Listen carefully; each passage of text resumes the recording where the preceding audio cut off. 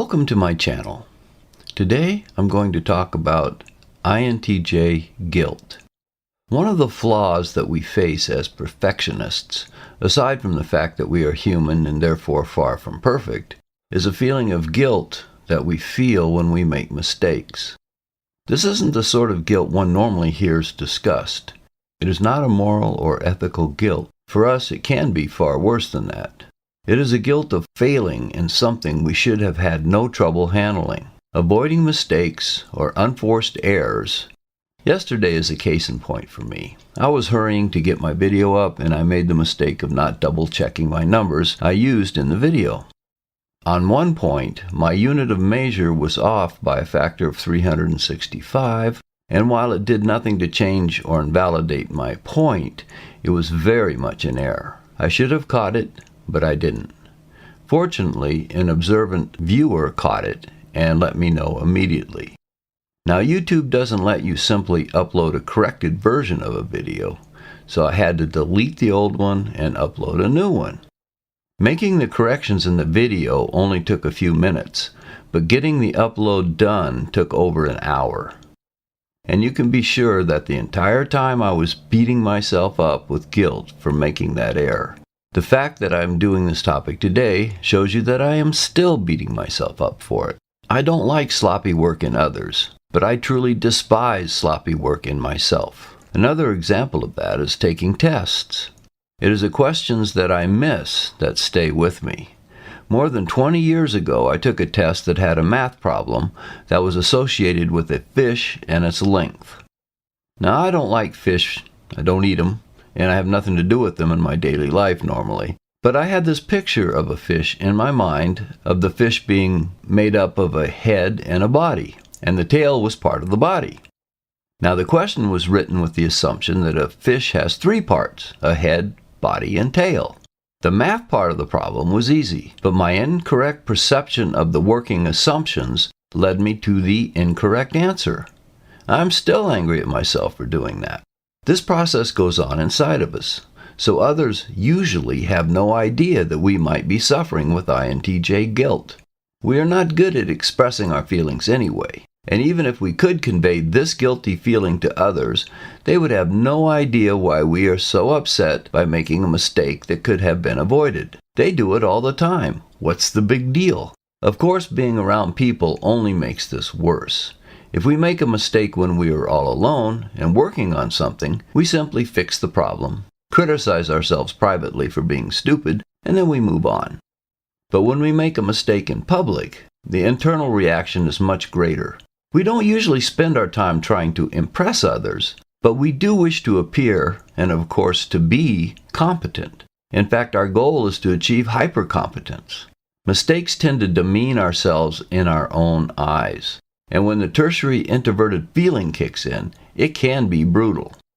My method for dealing with making an unnecessary blunder in public is to pour myself into performance. First of all, if my mistake caused important issues for others or my job, I work as long and as hard as I need to in order to deal with and correct those issues.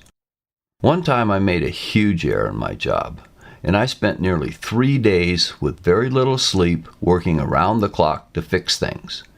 When I was done, my customer complimented me and told me specifically that I was welcome to work on his equipment any time in the future. It was very much like the religious concept of absolution. I had done it. I had wiped the slate clean. During those 3 days, I saw nothing or thought of nothing but what was still remaining to be done, and I triple verified every single step I took to make sure it was done perfectly. There was nothing else in the universe except this one task that I was going to do exceptionally well. If a mistake is quickly resolved and no long-term problems were created, then the effect is limited to working harder on perfecting future performance. What has happened in the past is still there, and it can never be truly erased. However, we can surround that one mistake with an array of excellent performance and accomplishment. And as with all things, we analyze and process even our mistakes into patterns. Life is formed of chaos as well as order. Reality is presented to us in an uneven terrain, and part of that terrain is our performance. And that will also be uneven, no matter how hard we try to level it out. The greatest artists produce some bad work on occasion. Another thing to remember is that having those failures in our past helps us to focus today and tomorrow, improving our performance as we strive to not repeat the old mistakes. It is troubling that we have difficulty accepting the fact that everyone makes mistakes and we are only human. But we do struggle with that. I certainly do. Another time I made a much smaller mistake on a job, something that would have been no big deal for most technicians. I commented to a friend who was a fellow technician that I couldn't believe that I had done that. His response nearly knocked me over. "You are not better than the rest of us." Now, where did that come from? It still confuses me that he would have said that. He even repeated it as though he thought I was thinking that way. I never thought in those terms. I was not competing with the other techs. I was competing with myself, and I had set my own high standards. I was skilled at my job and knowledgeable, and I should not have made that mistake. This was a simple fact. It had nothing at all to do with the other technicians, but he thought it did. I wasn't at all worried about his competence level. My statement was about myself and myself alone. I couldn't believe that I had made that mistake. But as is always the case with people, I had no clue what was going on in their heads and the way they were looking at things. I never bragged or discussed my competence level, especially compared with the others. I strove to be the best, but I would never have dreamed of suggesting to them that I was. Why would I? I was only worried about meeting my standards, not theirs. My statement was simply one of fact. I was very surprised I had made that goof. What I expected was some form of agreement or simply ignoring my comment. It was, after all, rhetorical, requiring no answer. I imagine if I dug into the views that my coworkers had of me at that time, I would find that it would be something I never would have expected. Of course, the fact that I never did check when I was there shows that while I might not know what others were thinking of me, I really didn't care. What I really cared about was what I thought about my own performance. That has been the story of my life. By remembering these old mistakes for decades, it helps me, or even forces me at times, to slow down and keep my mind under control. When someone asks a question, I often have an instant answer, but I seldom share it.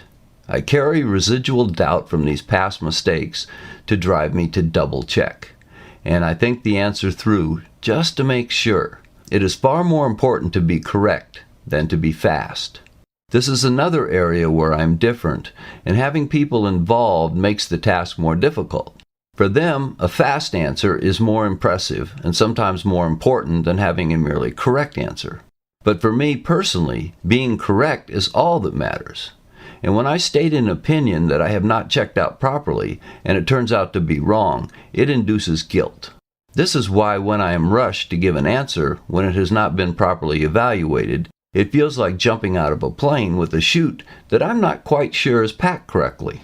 For past mistakes, time allows me to build up a protective shell around the guilt of failure for something I fumbled away that I shouldn't have. I can learn to accept that it happened, and time allows me to move my introverted feeling back into its playpen where it belongs. But I never forget entirely that it happened. I will end on an interesting, at least for me, side note. This is just the opposite of the way my ESTP wife approaches failure. She only remembers what I do wrong, and each item is indelibly carved into stone to never be forgotten and to be brought out and run through whenever she is really upset with me. There are things that are over 4 decades old on that list, and when she hits them, it is as if they happened only this morning. I, on the other hand, only intensely remember my own feelings, not hers. If you enjoyed this video, please click like, and if you haven't subscribed, please do so. I'll see you next time.